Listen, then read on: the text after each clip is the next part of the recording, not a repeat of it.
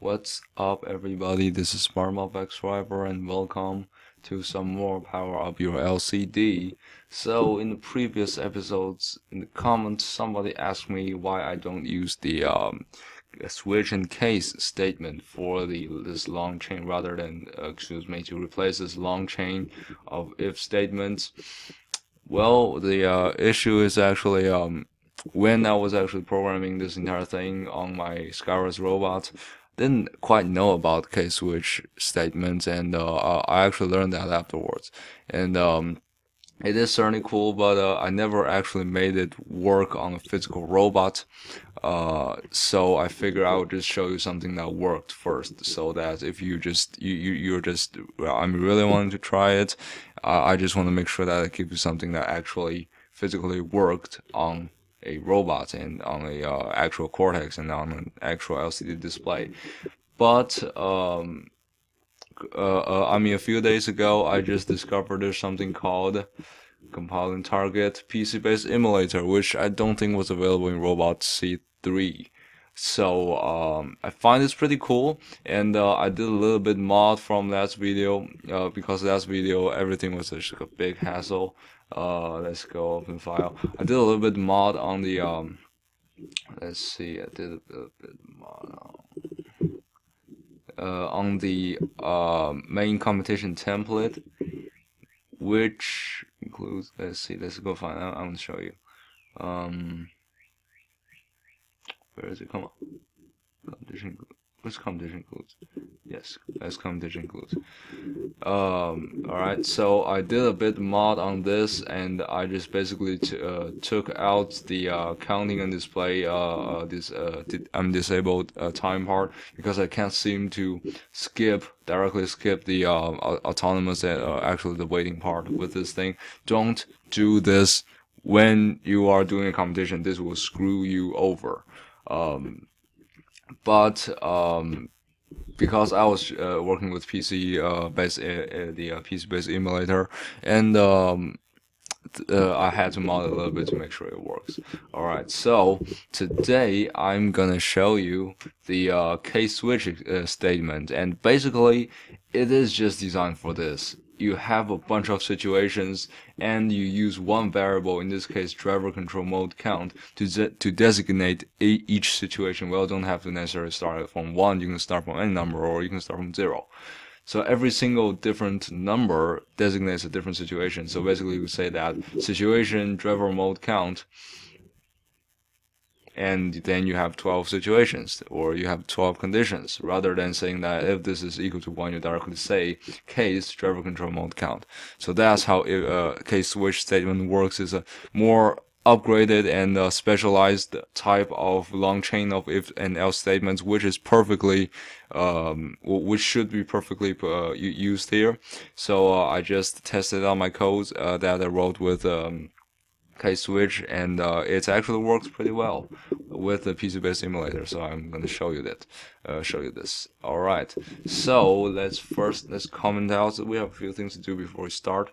Let's see what I'm gonna do. I am going to leave the autonomous selection as a long chain of else if and else if statements. While in the driver control mode count, this long chain, I'm gonna leave this as a case and switch, so you can have both in your code. So just in case you want some reference. Alright, let's start. So first, let's comment out all these. You don't have to comment out every single line. What you do is you type this, a slash and a multiply sign, and then at the end you type a multiply sign and a slash. That will just directly comment out all of these, disable all of these.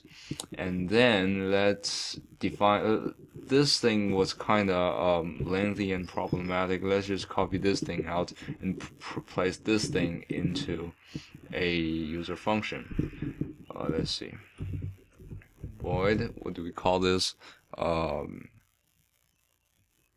Nothing on screen. Nothing on screen. Let's just call this nothing on screen. What about that? Alright. Boo, come on. Boo.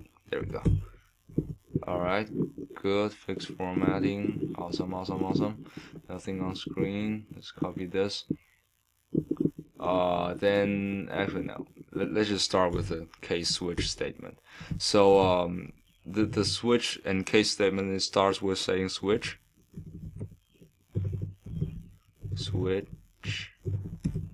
and then you have parentheses. You put the variable you wanna use to control this entire statement in here. So in this case, we have driver control mode count. Driver control mode count. Hope I didn't type that wrong. Yeah, I think that's right. Alright, so we have a switch statement, and then just like the if statement, we need to put this thing in the brackets. However, in the switch statement, rather than typing else if, a bunch of else ifs, you type case.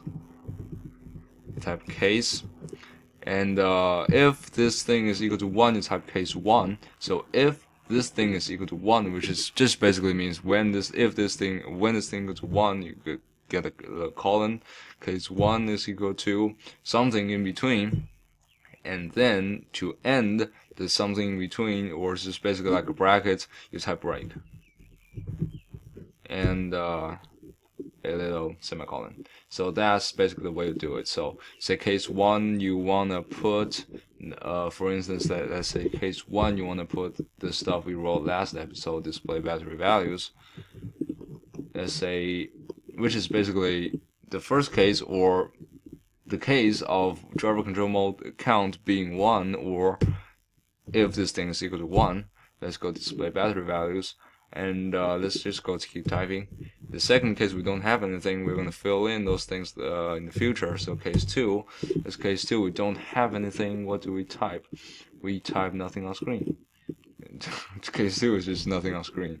Alright, case 2 is nothing on screen. Good.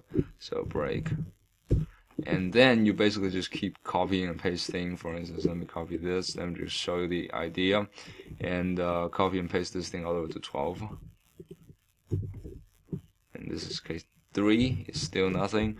And I'm just going to pause the video while I copy and paste everything. And make a little formatting stuff. Alrighty. I think we just fixed that. Looks good. If this thing is equal to 1, let's display battery values, and if this thing is equal to 2, let's just put nothing on screen. Nothing on screen.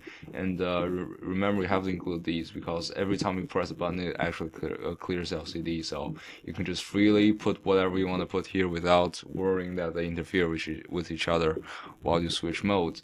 So case 3 is nothing on the screen. Case 4 is nothing on the screen. Nothing on the screen. All the way until your little driver control mode count is 1 to 12, which we limited this value range right here.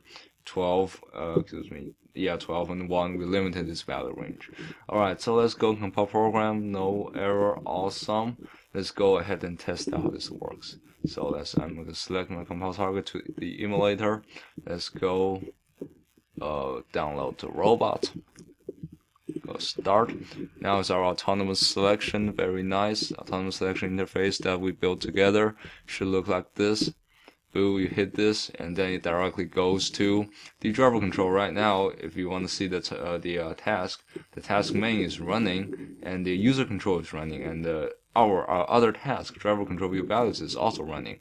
So basically, user control, you can't do anything. It's just useless because we don't have a robot to drive at this point. But our driver control view values is running, and let's see how it works. So if you just switch around, you can see that.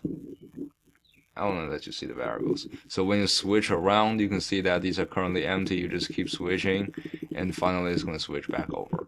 And let me show you the global variable. Alright, so you have an autonomous mode count, which I just randomly selected 2 and say select. So this autonomous mode count is like 2. Driver control mode count, it changes, which is what causes all these to change. As I press this button, you can see this value changes. So that's what's basically happening. And you see it because it's an emulator, and it always kind of works kind of glitchy with the mouse clicking on this thing. But basically you get the idea. This is what your program should look like after we download this. So mode 1 is the driver control, the battery values. Mode 2, nothing. Mode 3, 12, nothing. Like that. Pretty cool, huh? So yeah, so that's the mechanics behind it. So basically, we just replaced. Stop. Close this. Get our frame back. So essentially, what we did is just we basically replaced the entire thing, the entire this if-else statement with another program structure switch case that's basically does the exact same thing as what it does, but in a much more concise little format, because this is kind of more concise than this thing. So this is how you do switch and case statement. Is very useful. It is tested to work, so we're gonna delete this.